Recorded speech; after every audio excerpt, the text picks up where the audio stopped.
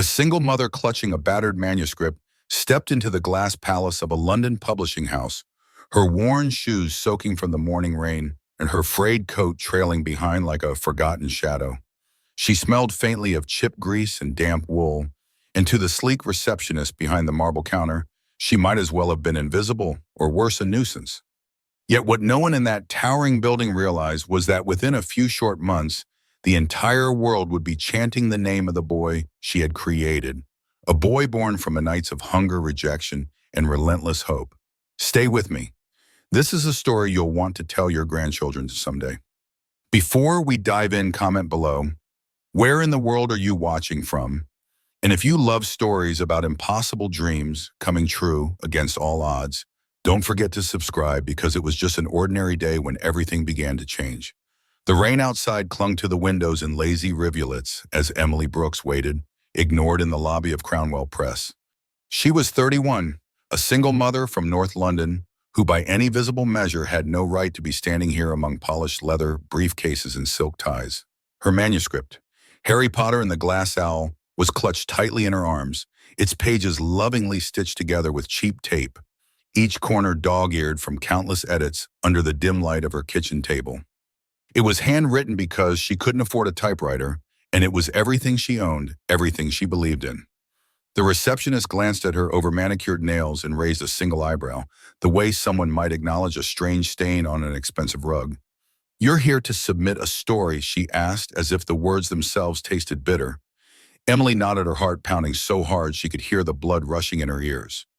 Before she could answer, an editor with slicked back hair and a cruel smile emerged from behind the glass doors.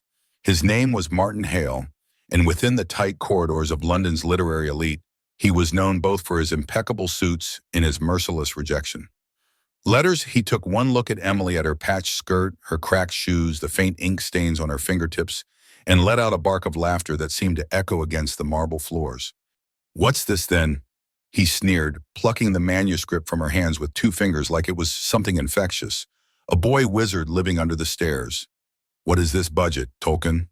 His voice rose and a ripple of laughter followed from the nearby assistants. One of them even lifted a corner of the manuscript and with a dramatic flourish declared, "Another legend written by hand, perfect for the recycling bin." And just like that, without reading a single word, they tossed him.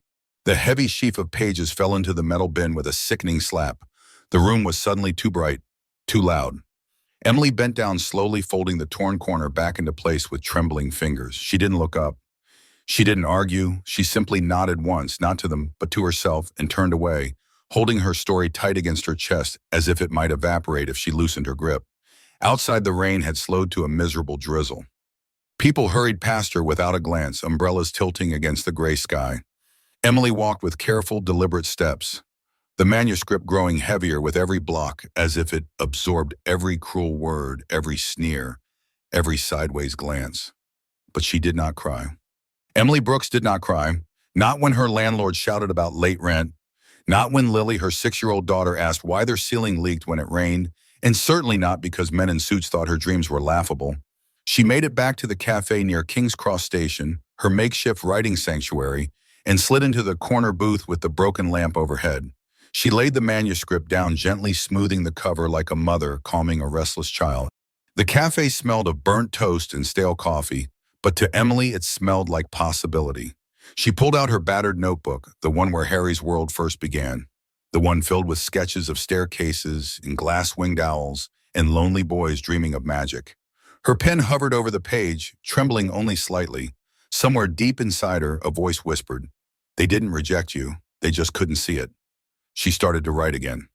At home in the cramped flat above the chip shop, Lily was waiting. She had fallen asleep on the thin mattress by the radiator, clutching her threadbare teddy bear. Emily kissed her forehead, tucked the blanket around her small shoulders, and sat down at the wobbly kitchen table. She opened her notebook and let the world of Hogwarts pour out of her line by shaky line. Money was running out. There were unpaid bills shoved behind the toaster shoes too small for Lily, gathering dust by the door. Emily skipped dinner more often, now telling Lily she had eaten at the cafe. Her coat grew thinner as winter crept in, but she wrapped it tighter and kept writing. 12 publishers received her manuscript. 12 times she stood in post office lines, hands shaking as she sealed each brown paper-wrapped hope. 12 times she paid for postage with coins scraped from the bottom of her purse. She didn't expect miracles, just a chance. The rejections came faster than the rain. Don't try to write fantasy if you don't understand the world. One letter snapped, a woman writing magic. No thank you, scrawled another, disdain, thick between the lines. This tone belongs in a child's after-school diary, sneered a third. Emily read each one silently. She folded them neatly and tucked them into a drawer alongside her sketches and letters to Lily she had never sent. She didn't scream. She didn't burn them. She simply went back to the cafe, ordered the cheapest coffee on the menu, and kept writing. The worst part wasn't the rejection. It was the laughter, the snickering in bookshops when she passed by, the whispers from literary interns who called her wizard lady and made bets on how long she'd keep scribbling her kitty nonsense. The selfie one of them snapped with Emily hunched over her notebook in the background, posted online with the cruel caption, "Single mom's sad hobby fantasy fail."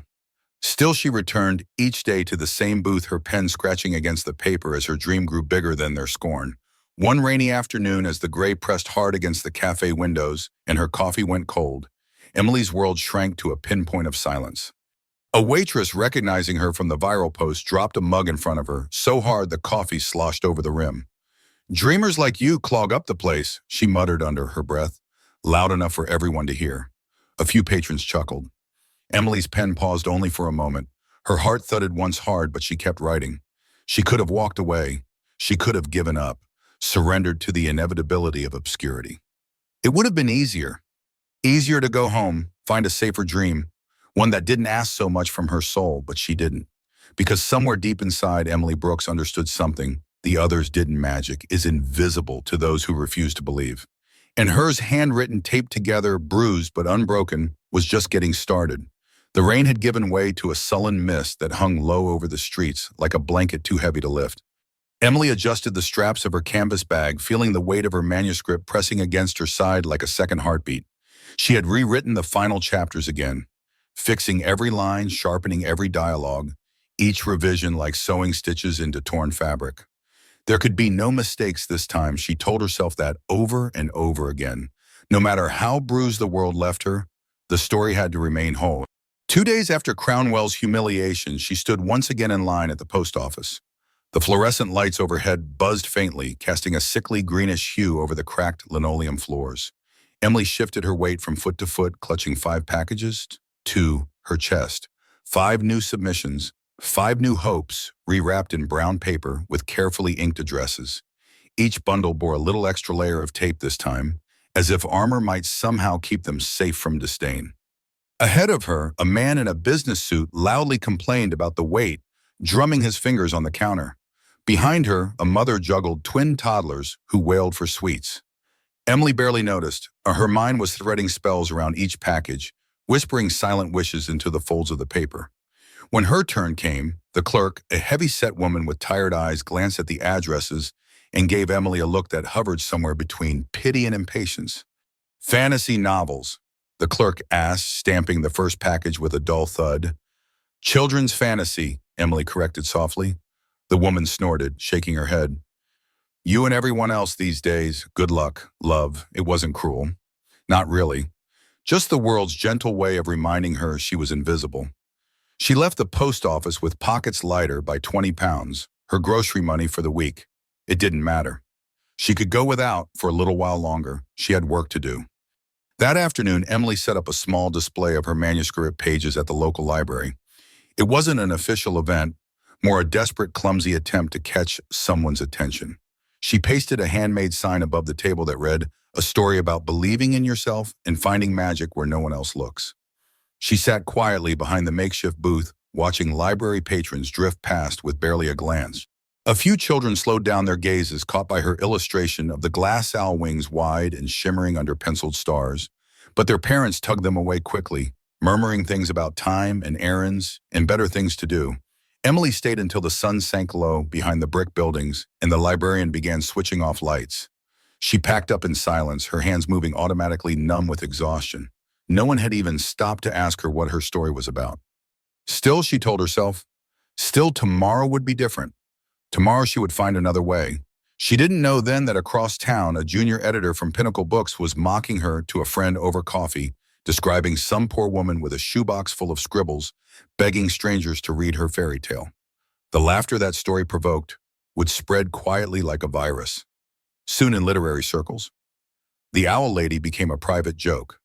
Emily would never hear the snickers directly, but she would feel them small currents of derision that made every silence heavier.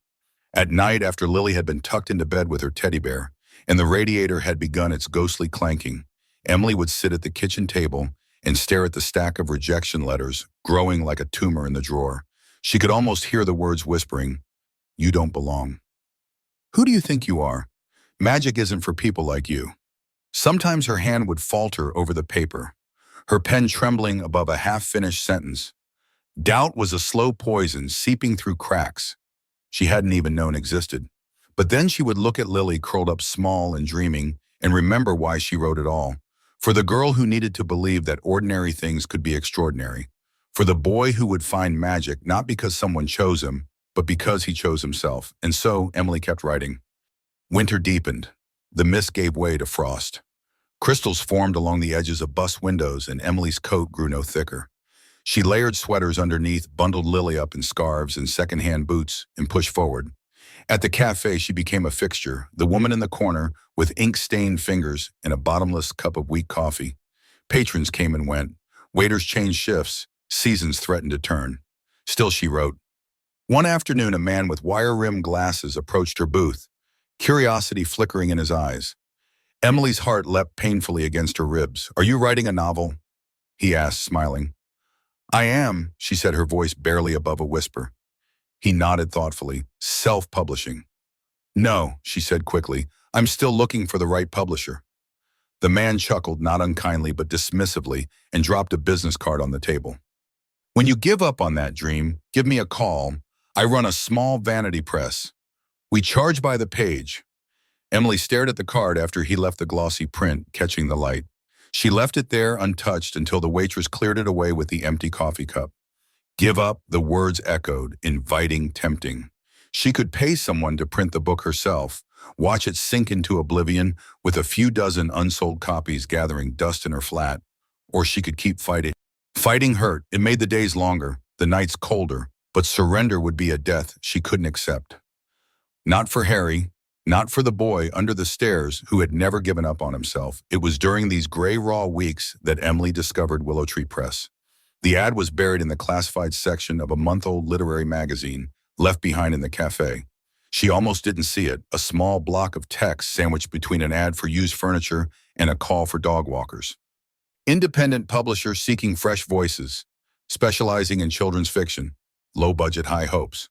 No grand promises, no glossy brochures. Just a quiet, desperate little company, looking for a miracle. Emily copied down the address with a hand that trembled from cold and something dangerously close to hope. The next day, after walking Lily to school and wrapping herself tighter against the slicing wind, she found the Willow Tree Press office. It wasn't even a real office, just a basement flat with peeling paint and a bell that didn't work. She knocked until her knuckles ached. Margaret Cole answered the door, a woman in her 50s with wild gray hair, ink smudges on her palms, and the harried look of someone who had been keeping a dream alive far longer than was reasonable. Margaret listened. She took the manuscript in both hands, treating it not like a burden, but a possibility. She didn't laugh. She didn't sneer. Instead, she said, "I'll read it tonight." Emily thanked her and walked away, her hands empty for the first time in months and somehow impossibly lighter.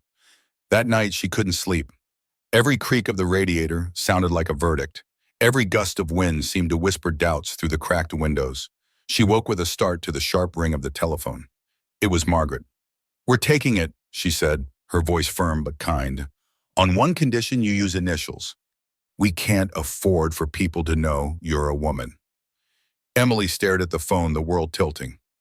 Part of her recoiled at the idea. Another part, the part that had patched Lily's shoes and walked through freezing rain with a dream stitched together by sheer will, knew she had no choice. She whispered, "Yes." E.J. Brooks was born, and somewhere beneath the gray dawn sky, a little ember began to burn. The first shipment arrived in a battered white van that looked ready to fall apart at any moment.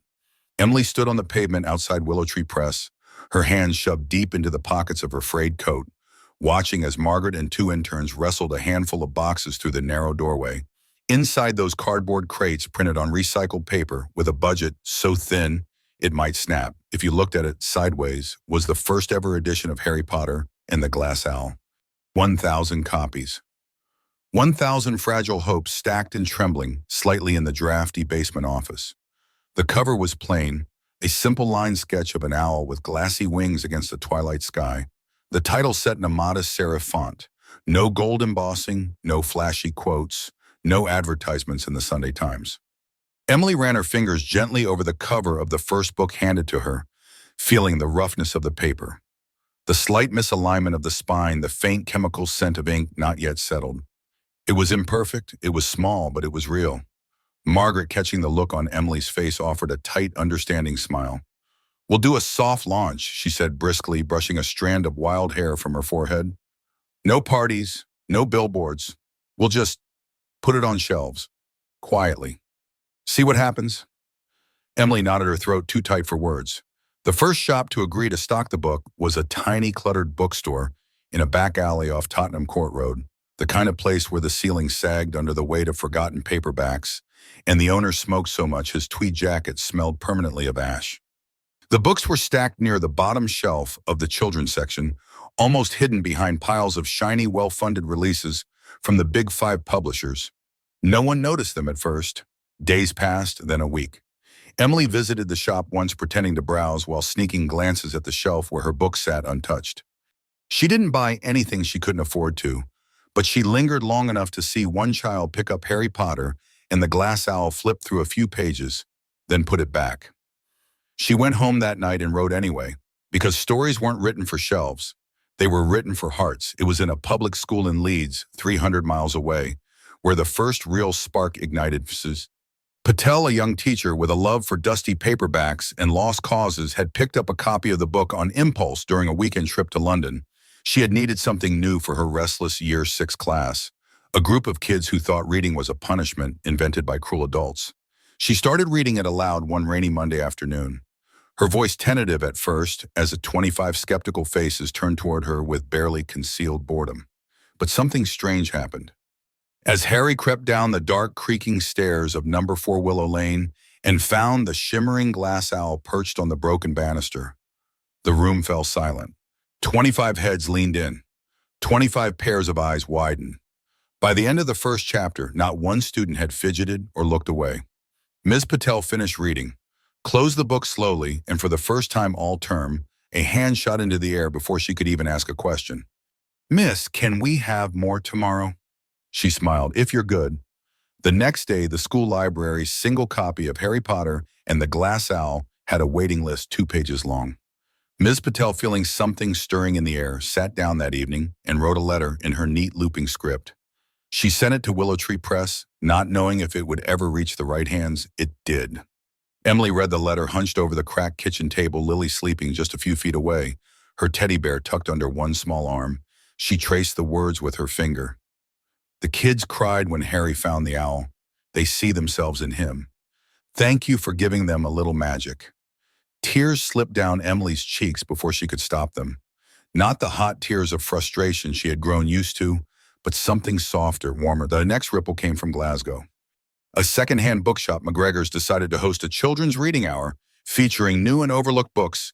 Harry Potter and the Glass Owl was assigned to a young assistant named Callum, who rolled his eyes when he saw the battered cover, but read it aloud anyway.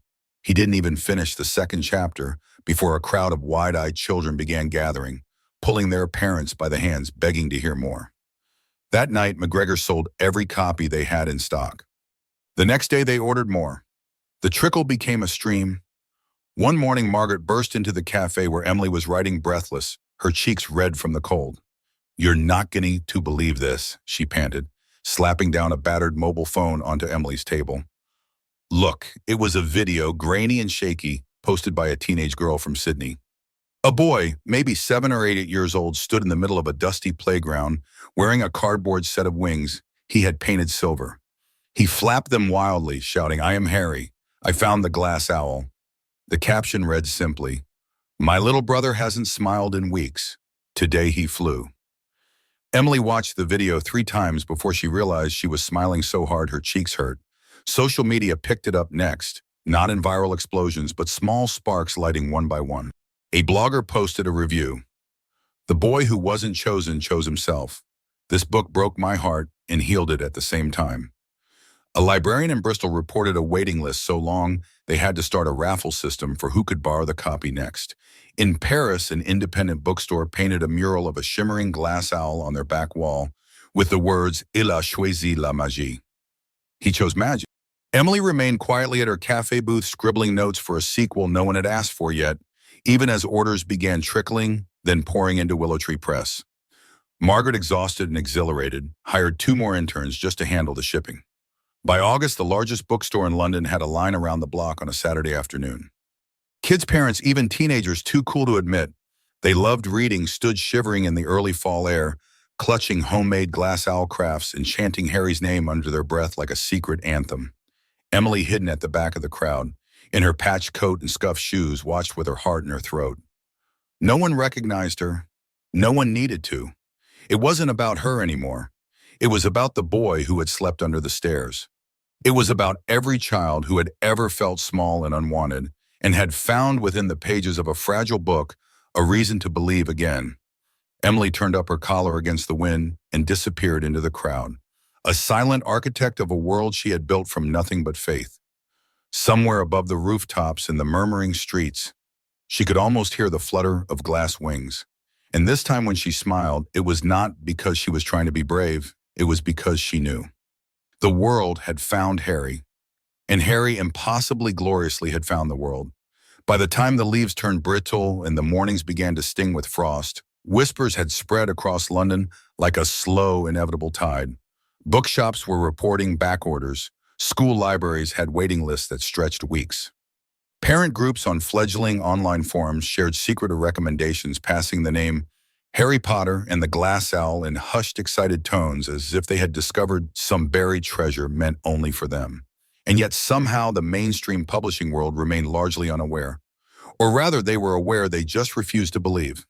Inside the gleaming towers of Crownwell Press, Martin Hale leaned back in his leather chair, sipping a glass of whiskey as he skimmed sales reports from the past quarter. His forehead creased as he noticed an anomaly. A tiny publisher, Willow Tree Press, had submitted a sales figure that, while still modest, showed a trajectory that didn't fit the usual curve for indie failures. The title was flagged Harry Potter and the Glass Owl. He snorted, tossing the report onto his desk without a second glance. "Probably a statistical error," he muttered to no one. After all who had ever heard of Willow Tree, across the city, in the sterile hallways of Pinnacle Books, Clara Voss frowned at a gossip thread that had started making rounds among interns. Something about a children's book exploding in popularity in the north and parts of Scotland. She skimmed a few lines, caught the mention of an owl with glass wings, and froze. For one brief, searing moment, the memory of a disheveled woman in a patched coat flickered across her mind. The housewife they had mocked in the lobby. Clara shook her head sharply. Coincidence, it had to be. Meanwhile at Regent House, agency Simon Trent was far too busy closing a deal with a flashy young author who had 300,000 Instagram followers to notice the shifting winds. When an assistant timidly mentioned the weird children's book that kids were raving about, Simon waved him off. "Real books don't come from people like that," he said with a tight smile, already mentally calculating his next bonus. Emily, unaware of the slow, simmering confusion unfolding behind the polished doors of the industry that had once spat her out, kept her world small. It was safer that way. She still woke before dawn, her fingers stiff with cold as she scribbled chapters for the sequel in her battered notebook. Lily had outgrown her old shoes, and for the first time in months, Emily could afford to buy her a new pair. Sturdy, warm, with little purple stars on the sides. She cried quietly in the shoe shop, pretending to be overwhelmed by the choices. One evening as she was walking Lily home from school, she overheard 2 teenagers talking on the bus. "I couldn't get it anywhere," one boy was saying, breathless with excitement. "My mom had to call like 5 shops. They say a new shipment's coming next week." "The Glass Owl?" the other asked. "Yeah, my sister cried when Harry found it. She made me read it too. It's actually really good." Emily tucked her chin deeper into her scarf, her heart thudding so loudly she thought the whole bus must hear it. Lily swung her hand in Emily's oblivious, humming a made-up tune about owls and secret staircases. In another corner of London, a book club made up of tired, overworked school librarians met over mugs of cheap tea. One woman held up a copy of Harry Potter and the Glass Owl, her fingers stained with library ink. You know, she said, this isn't just a kid's book, it's something else. It's like the first time you read The Secret Garden or The Little Prince. It stays with you. The others nodded solemnly, reverently. In Glasgow, a small boy wore cardboard owl wings to school for Book Character Day. When asked why, he simply said, because Harry found the owl when no one else believed he could. I can too. Photos spread online, kids sketching Harry's staircase, handmade glass owls dangling from classroom ceilings, chalk drawings on sidewalks. Choose yourself. Emily watched it all from afar, peering over the public library, computers she borrowed once a week to check the slow-growing hum her story was making. She never commented, never corrected the assumptions that E.J. Brooks was some mysterious Oxford graduate or a polished literary prodigy, discovered in a fancy writing retreat. She simply watched gratitude bloomed in her chest so large, it felt like it might tear her apart. And still the publisher slept. Until one day, a bookstore in New York posted a photo of an empty shelf with a handwritten sign that read, "Sold out Harry Potter and the Glass Owl reorder coming soon." And someone, a bored intern, or maybe a desperate scout, finally asked the dangerous question, who is E.J. Brooks? Suddenly, editors scrambled. Agents clawed through old slush piles. Emails flew faster than autumn leaves in a gale. Crownwell Press initiated a panicked internal review. Pinnacle Books issued a memo requesting staff to monitor emerging children's literature trends. Simon Trent sent out frantic feelers to contacts he had long ignored, trying to find the author before anyone else could. It was too late because the story was no longer just a story. It was a movement in Delhi. A school organized a midnight reading party with paper lanterns lighting up the playground as children reenacted Harry's journey beneath the stars. In São Paulo, a group of teenagers painted a mural of the glass owl soaring over the favelas captioned simply, "Freedom begins when you believe you are worthy." In Tokyo, a pop band wrote a song called Under the Stairs, weaving in lyrics about choosing your own destiny. Emily's hands shook when Margaret called her one evening. "They're sniffing around," Margaret said, no preamble. "The big houses, Crownwell, Pinnacle, even Regent House. They want to know who you are." Emily sat very still, staring at the faded wallpaper peeling at the edges of her kitchen. "They want to buy the rights?" Margaret continued, her voice tight with a mixture of fury and amusement. "They're offering real money now. 6 figures, some even hinting at movie deals." Emily closed her eyes. Money, security, a flat without leaking pipes, proper clothes for Lily, food she didn't have to ration.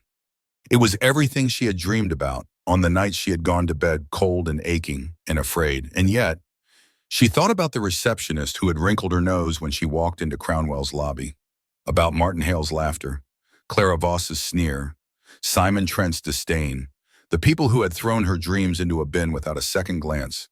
They wanted her now because the world had told them she mattered. They had never seen her, not when it counted. She took a slow, steady breath. "Tell them no," she said. There was a long pause. Then Margaret laughed, wild and joyful like a victory. March played on broken trumpets. "Yes, ma'am," she said. "Consider them told." Emily hung up the phone and sat back, staring out the cracked window at the city twinkling beyond. For the first time in her life, she didn't feel small. She didn't feel invisible. She felt vast, unstoppable. As winter crept closer, Emily wrote on. Not for them. Never for them, she wrote for the boy under the stairs, for the kids who clutched glass owls in their sleep, for Lily, for herself, and somewhere across the rooftops, in the flickering streetlights, a world she had dreamed into existence kept growing wild, fierce, and free. The first letter came folded inside a heavy cream envelope, the kind of stationery that smelled faintly of money and old libraries. Emily found it wedged awkwardly through the broken mail slot of her flat, among bills and discount flyers.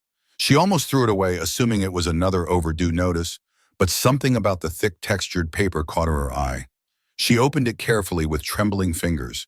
Inside was an invitation printed in gold script, so elaborate it was almost difficult to read, from the National Literary Gala Committee, requesting the presence of E.J. Brooks, at the annual awards ceremony at the Savoy Hotel, black tie RSVP, requested immediately. Emily sat down hard on the narrow step just inside the door, the letter sliding from her fingers onto the worn carpet. She stared at it as if it might vanish. For a long moment, she felt nothing at all, as if her heart had simply stopped to let the universe catch up. Then Lily came barreling down the narrow hallway, her school bag bouncing against her hip. Mummy, mummy, look. She shoved a crumpled piece of paper into Emily's lap, a drawing of an owl, lopsided and colorful, perched triumphantly on a crooked staircase. Emily pulled her daughter into her arms, pressing her face into Lily's hair, breathing in the scent of crayons and soap and childhood. Maybe she didn't belong in glittering ballrooms filled with people who had once laughed her out the door, but she belonged here in this messy, miraculous life she had built one stubborn word at a time. She would go to the gala not because they asked, but because she had earned it. The weeks leading up to the event passed in a surreal blur. Willow Tree Press moved into a larger office space, the crates of Harry Potter and the glass owl multiplying like enchanted seedlings. Margaret, buoyed by success but still hilariously blunt, helped Emily pick out a second-hand dress from a charity shop. Pale blue linen, simple and unassuming, just like her. They couldn't afford anything grand. No designer gowns, no private fittings, and that was fine. Emily didn't need sequins to sparkle. She traveled to the Savoy by train, clutching her worn notebook inside an old canvas bag, her only real talisman. Around her, other passengers chatted about the weather, football scores, the latest soap opera twist. No one knew that tucked among them was the woman whose story had set the hearts of children on fire across the globe. At the hotel entrance, she paused, heart hammering. Uniformed attendants swept open the heavy doors with mechanical precision, barely sparing her a glance. Inside, chandeliers, the size of small planets, glittered overhead, and the carpet was so thick it nearly swallowed her shoes. She walked slowly, absorbing everything: the smell of expensive perfume, the clink of crystal glasses, the low hum of laughter, polished and practiced. No one recognized her. They weren't expecting someone who looked like she had stitched her dreams together from hand-me-downs and rainwater, and that suited her perfectly. She slipped quietly to the edge of the ballroom, standing half in shadow, watching as the room filled to editors, agents, authors. The crowned heads of the literary world drifted from one conversation to another like brightly colored fish. Martin Hale, his hair slicked back with the same arrogance he had wielded when he tossed her manuscript into a recycling bin, laughed loudly near the bar. Clara Voss, resplendent in a red silk dress, held court near the center, her laugh sharp and brittle like glass about to shatter. Simon Trent leaned against a marble pillar, scrolling through his phone with a scowl, oblivious to the irony of being invisible in a room he once ruled. Emily smoothed the front of her simple dress, tucked a loose strand of hair behind her ear, and waited. When the master of ceremonies, a polished BBC presenter with a voice like warm velvet, finally took the stage, a hush fell over the room. Ladies and gentlemen, he began, his smile broad enough to rival the chandeliers. Tonight we honor not just the finest voices in literature, but also the stories that have redefined our world. There was polite applause. The presenter continued weaving through a list of nominees and achievements until his voice shifted, grew quieter, heavier with significance. And this year, he said, pausing just long enough to make every ear strain closer, one story has transcended boundaries. A debut novel written under initials to mask a truth the world was not ready to accept. A story that has given hope to millions, taught courage to children, and reminded us all that magic belongs to those who believe. The room leaned forward. Martin adjusted his tie, smirking. Clara preened. Simon finally looked up from his phone. The presenter smiled slowly, almost wickedly. Please join me in welcoming the author of the year, the creator of Harry Potter and the Glass Owl, Emily Brooks. The silence cracked like a whip. Wine glasses clinked against marble as someone dropped a flute of champagne. Heads snapped toward the edge of the ballroom, searching for a familiar face. But no polished debutante emerged from the glittering crowd. No suave, silver-tongued academic. Instead, from the shadows by the wall, a woman in a plain blue dress stepped forward. Worn shoes, messy hair, eyes like steel. Forged in fire, Emily. Brooks walked calmly through the stunned, gaping crowd, her notebook clutched to her chest, her heart steady as a drum. Martin's face drained of color. His mouth opened and closed uselessly, like a fish gasping on dry land. Clara's perfectly painted smile cracked horror, flashing through the layers of foundation. Simon stood frozen still, gripping his phone like a lifeline. Emily mounted the stage, one slow step at a time. When she reached the podium, she paused, resting her hand lightly on its polished surface. She looked out at the crowd, not with anger, not with arrogance, but with something far stronger. Clarity, I was told, she said, her voice even and sure, that stories like mine didn't matter, that they belonged in the bin, that magic wasn't meant for people like me. The silence deepened, thick as honey. But you see, she continued, her eyes sweeping the sea of faces, magic isn't something you are given. It's something you choose. It's something you build with your own bloody, stubborn hands when the world refuses to give you even a crumb of hope. Her voice softened but carried further. I didn't write Harry Potter and the Glass Owl to be seen. I wrote it to see others. The kids who were overlooked, the ones who had to believe in themselves because no one else would. A rustle from the back of the room. Someone crying or maybe just breathing too hard. Emily smiled, the kind of smile that carries 1,000 battles won in silence. So if you ever doubted a dream, if you ever thought you weren't good enough, smart enough, chosen enough, remember this. She lifted her notebook, battered and ink-stained, high above her head. You are enough. The first clap was hesitant, uncertain, then another, and then the dam broke. Applause rolled through the ballroom like a storm, rattling the chandeliers, shaking the marble underfoot. People rose to their feet, first one, then dozens, then the entire room as the tide of cheers swept over Emily like a coronation. She closed her eyes for a moment, letting it all wash through her. Not for the fame, not for the vindication, but for every night she had written by flickering light, believing that somewhere, somehow, someone would find their way through the dark because she had dared to leave a lamp burning. When she stepped down from the stage, her blue dress swirling around her ankles, she didn't walk back into obscurity. She walked into history, and this time it was the world scrambling to catch up with her. The days after the gala unfurled like a storm Emily hadn't seen coming. A wild and magnificent hurricane sweeping across everything she thought she knew about the world. It began quietly, a trickle of emails to Willow Tree Press, polite at first, asking if Ms. Brooks might be available for an interview. Margaret forwarded the first few with amused snorts, slapping her desk in delight. Then the trickle became a flow. Journalists camped outside the modest new offices of Willow Tree, their lenses trained on the dusty windows as if expecting magic to spill out. Newspapers ran breathless profiles. The single mother who taught the world to believe. The true story behind E.J. Brooks. The Glass Owl Revolution. Photos of Emily from the gala surfaced blurry, rushed her linen dress catching the golden light of the chandeliers, her hand raised high with her battered notebook like a torch. It was not the image of the polished literary elite the world was used to.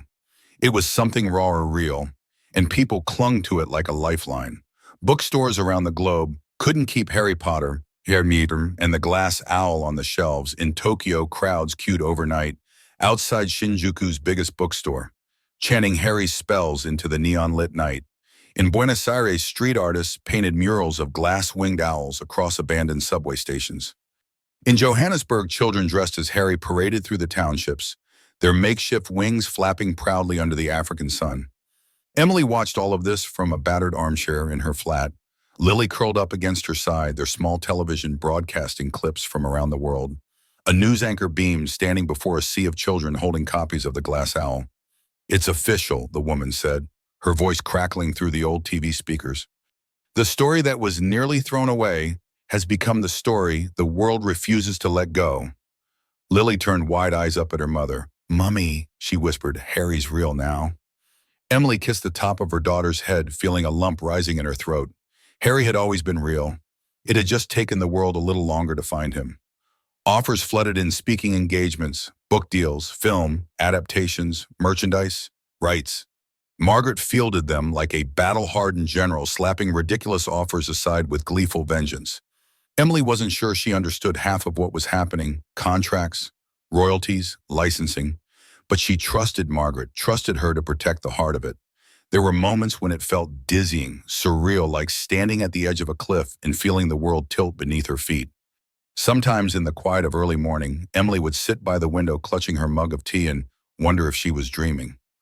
Wonder if any second now she would wake up back at the cafe, broke and invisible, her manuscript still taped together with hope and stubbornness. But then the letters would arrive. Hundreds, thousands, from children who had found themselves in Harry's loneliness, in his fierce determination to choose his own worth. From parents who had watched their withdrawn children blossom because of the story, from teachers who had witnessed reluctant readers devour the book in a single night. One letter written in careful block letters simply said, "I don't have magic at home, but I feel magic when I read about Harry. Thank you for giving me a place to belong." Emily kept every letter. She stuffed them into shoeboxes, into drawers, taped them to the peeling walls of her flat until they formed a paper quilt of gratitude and belief. And yet, amid the soaring triumph, a new kind of unease began to stir. It wasn't from the readers, it was from the industry. Suddenly, the very people who had scorned her now tripped over themselves trying to align with her success. Interviews painted Martin Hale as a visionary who had recognized Brooks's unique voice early on. Clara Voss's social media page was filled with posts praising the emerging genius of the glass owl, conveniently omitting her previous disdain. Simon Trent announced a new initiative at Regent House to discover fresh, diverse talent. His name now bitterly tangled with irony. The hypocrisy nauseated Emily, but she refused to waste energy on them. The real stories were unfolding elsewhere. In the children's cancer ward at St. Mary's Hospital, where nurses reported that a boy who hadn't spoken in 6 months had whispered Harry's spell under his breath during chemotherapy. In the refugee camps of Lesbos, where volunteers used translated copies of The Glass Owl to teach English because they said Harry's journey spoke a language no barrier could silence. In the small mining town in Wales, where the local librarian wrote that every child now had owl fever and the library had ordered 10 more copies just to keep up. Emily realized something, then something so vast it left her breathless. This wasn't about her anymore. It had never really been. The story had outgrown her, leaping from hand to hand, heart to heart, carried on the wings of belief. She had sown into it when no one else had believed in her. At a small celebration, Margaret insisted on throwing nothing grand, just tea and scones in the Willow Tree offices. Emily stood awkwardly in the corner, clutching a mug of lukewarm tea. Margaret clinked her glass to get everyone's attention, grinning wide. "I just want to say," she announced, "that we all owe this woman here more than we can put into words. Emily Brooks didn't just write a bestseller. She built a world that made room for all of us. Even the misfits. Especially the misfits." The staff clapped, cheered, lifted their cups in her honor. Emily smiled shyly, cheeks burning, heart pounding. She wanted to tell them she didn't feel like a creator of worlds. She still felt like the woman who wrote by cafe light, counting coins for postage measuring worth. Not in sales figures, but in quiet, stubborn hope. She didn't say any of that, though. Instead, she just whispered, "Thank you," her voice cracking a little. Later that night, walking home under the glittering London sky, Emily passed by a bookstore window. There, displayed under strings of fairy lights, was a towering stack of Harry Potter, and the glass owl above it, a handmade sign read, "Believe even when no one else does." Emily stopped, one hand pressed against the cold glass. Her reflection stared back at her older, more worn but still unmistakably herself, and behind it the books gleamed like a promise kept. In that moment, she didn't feel like an imposter or an outsider. She felt real, and she knew with the bone-deep certainty that comes from surviving storms and heartbreak in 1,000 silent nights that she hadn't just written a story, she had written a revolution.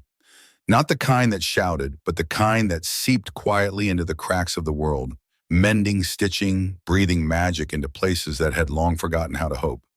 As Emily turned away from the window and walked down the quiet street, her breath rising in little puffs of mist before her, she carried the world she had made stitched inside her chest. And somewhere far above the rooftops and swirling mist, the glass-winged owl soared weightless, unbreakable, free. By the time winter had settled fully over London, casting its long shadows and glittering frost across the city's rooftops, the world had utterly, irrevocably changed for Emily Brooks. What had begun as a quiet flicker was now a wildfire raging across continents, uncontainable, illuminating corners of the world Emily had never even dreamed her words might reach. The first signs came quietly tucked into corners of the news cycle that had once ignored her. A short segment on the BBC showed children at a refugee camp in Jordan, gathering each evening under a tarp, taking turns reading pages from a tattered translation of Harry Potter and the Glass Owl. In Los Angeles, an arts foundation announced an entire gallery exhibition dedicated to fan art, inspired by the Glass Owl, mythology sketches, paintings, sculptures, 1,000 interpretations of the boy who chose himself, and the owl who whispered of unseen futures. In Sydney, a theater company staged an unauthorized, heartfelt play adaptation in a community hall with papier-mâché sets and hand-sewn costumes. The local paper called it the most magical thing this town has ever seen. Emily stumbled across a video late one night, a school choir in Cape Town, singing an original song inspired by Harry's journey, their voices rising in a wave of pure, aching hope. She pressed her hands against her mouth to keep from sobbing aloud. Lily asleep in the next room, and still the tidal wave grew. Major cities announced midnight release parties for the sequel that Emily had barely finished writing, gatherings where children dressed in homemade robes and crafted glass owl wings out of tinfoil and wire. In New York, Times Square lit up with a billboard featuring only a single phrase against a dark blue sky. Choose yourself. No logos, no hashtags, just the words that had set a generation alight. Emily sat on the worn sofa in her tiny flat staring at the TV, watching the footage loop, crowds chanting, laughing, crying. She wrapped her arms around herself, blinking back the overwhelming ache that filled her chest. It wasn't just fame. It was something deeper. A collective exhale from millions of people who had finally found a story that said, "You matter. You are enough, even when the world says otherwise." Despite the whirlwind, Emily kept her world as small as she could. She still wrote at the same battered kitchen table, still wore the same fraying coat when she walked Lily to school, still paid careful attention to the smallest moments, the smell of bread baking from the shop downstairs, the way Lily's laughter pealed through the flat like bells. She accepted only a handful of public appearances, ones that felt true, ones where she could meet readers directly. At a school in Manchester, Emily visited a third-grade classroom that had read The Glass Owl together. She sat in a too-small chair as the children crowded around showing her their drawings, staircases and owls, and tiny boys with crooked glasses. One girl, shy and freckled, pressed a folded piece of paper into Emily's hand. Inside was a simple message written in shaky handwriting.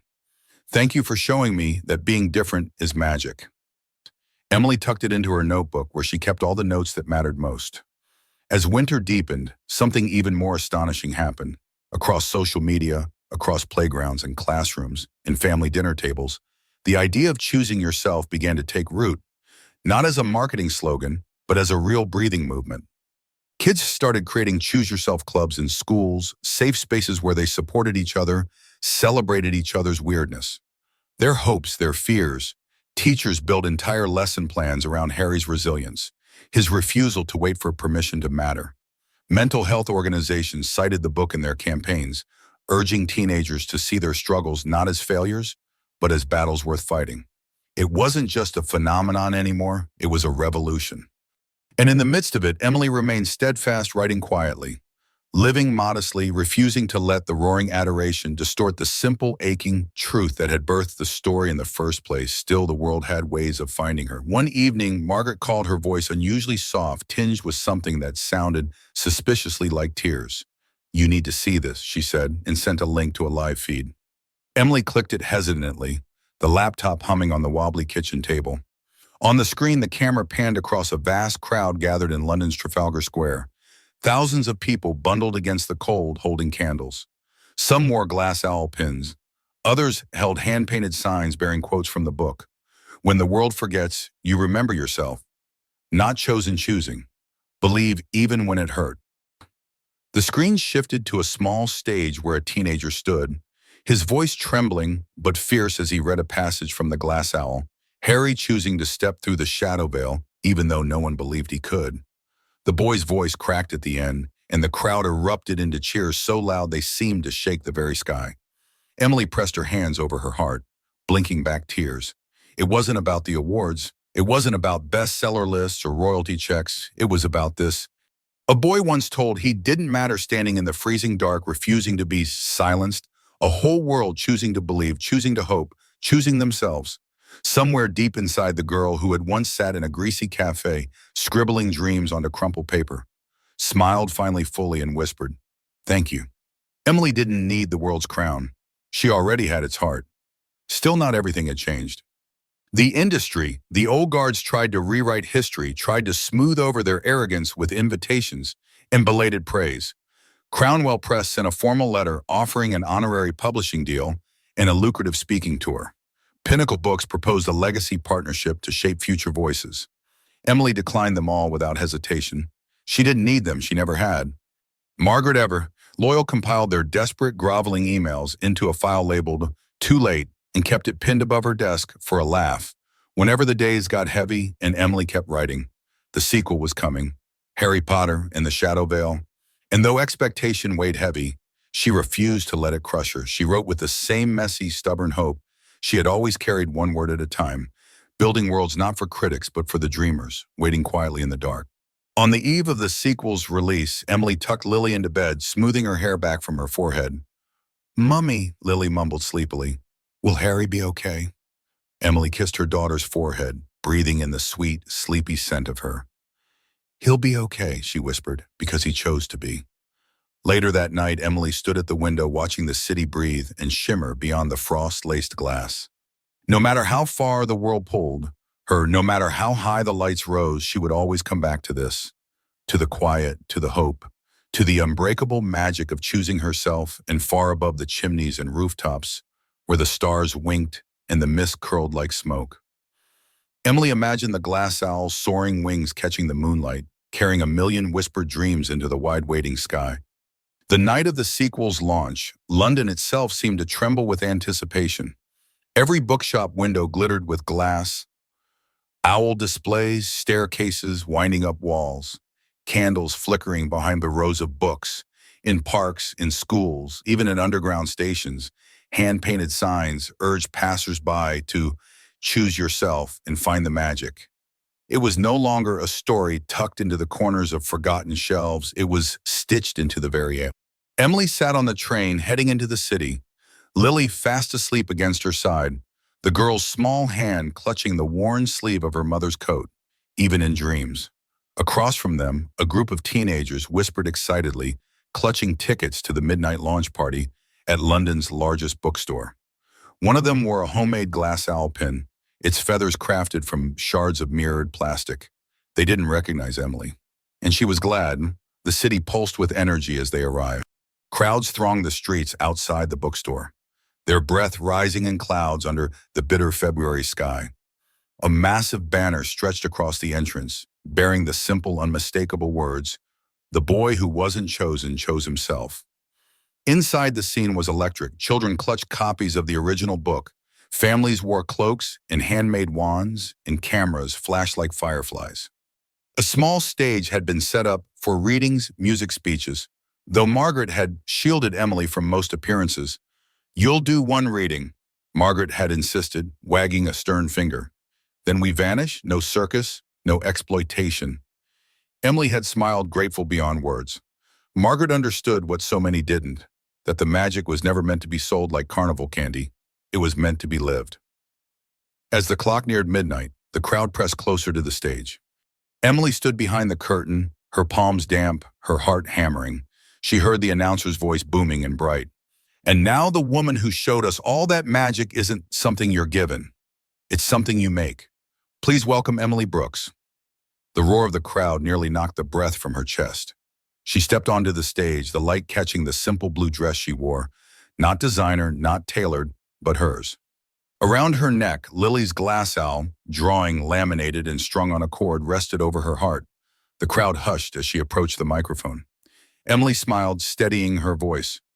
"When I first wrote about a boy who lived under the stairs," she began, "I wasn't trying to change the world. I was just trying to survive it." A ripple of emotion passed through the crowd. A collective breath held 1,000 hearts leaning closer. "I wrote because I needed to believe that being overlooked didn't mean being invisible. That not being chosen didn't mean you didn't matter. That even when the world closes every door, there's still a window somewhere waiting to be opened by your own stubborn, beautiful hands." A child in the front row wiped at his eyes, his homemade owl wings drooping slightly. Emily's voice softened. The glass owl was never just a story about magic. It was a story about choosing yourself when no one else will. The applause was thunderous, rolling through the bookstore like thunder shaking the rafters. Emily stepped back, overwhelmed, tears shining in her eyes. She didn't stay for the cameras or the endless interviews that followed.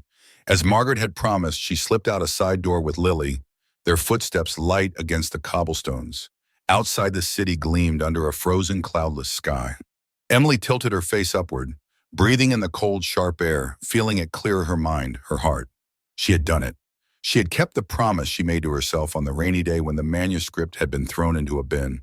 She had built a world, and the world had answered back. In the weeks that followed, the sequel shattered every record set by the first book. Midnight launches became global festivals. Schools added Harry's story to their curricula.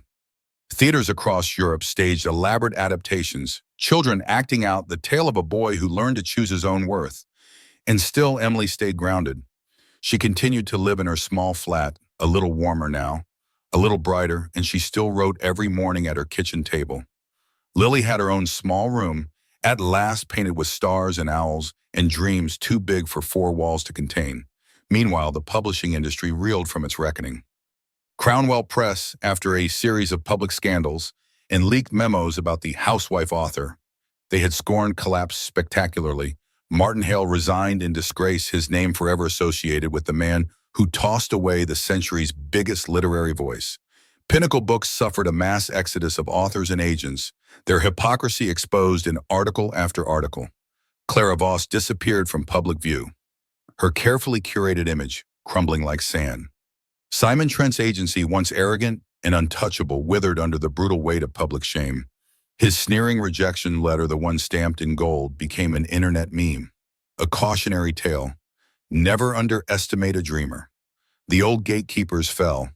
The new world belonged to the storytellers brave enough to create without permission, to the children who dared to believe in magic even when the grown-ups forgot how. And Emily, she kept her promises. She gave interviews only to independent publications, to student newspapers, to podcasts run out of basements and libraries, places where real stories still mattered more than headlines.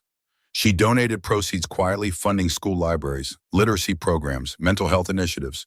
No fanfare, no announcements, just seeds planted in the soil. She had once walked alone. She taught Lily to dream without asking permission. She taught herself to live without waiting for validation. And she kept writing, always writing stories for the invisible, the overlooked, the not quite enoughs who would one day learn they had been more than enough all along. One evening, sitting by the window as twilight melted into night, Emily pulled out a fresh notebook, unmarked. Waiting. She wrote the first line slowly, deliberately. Magic doesn't live in wands or spells. It lives in the stubborn beating of a heart that refuses to break. She smiled, tapping the pen against the page. Outside, the city pulsed with life, children laughing in alleyways, buses rumbling past, shopkeepers locking up for the night. Somewhere above in the invisible sky, the glass owl soared, a beacon for anyone brave enough to look up. Emily closed her notebook, holding it against her chest, not because she needed the world to see, but because she knew the truth now written not on paper but in the marrow of her bones. The stories that matter most are the ones we write for ourselves first, and when we choose ourselves fiercely, stubbornly, gloriously, we change the world in ways no one can ever undo. Emily Brooks smiled into the gathering dark, her heart light as glass wings, ready for whatever story came next. And somewhere in 1,000 bedrooms, in 1,000 hearts, the words she had stitched out of loneliness and hope whispered into the waiting night, "Believe even when no one else does."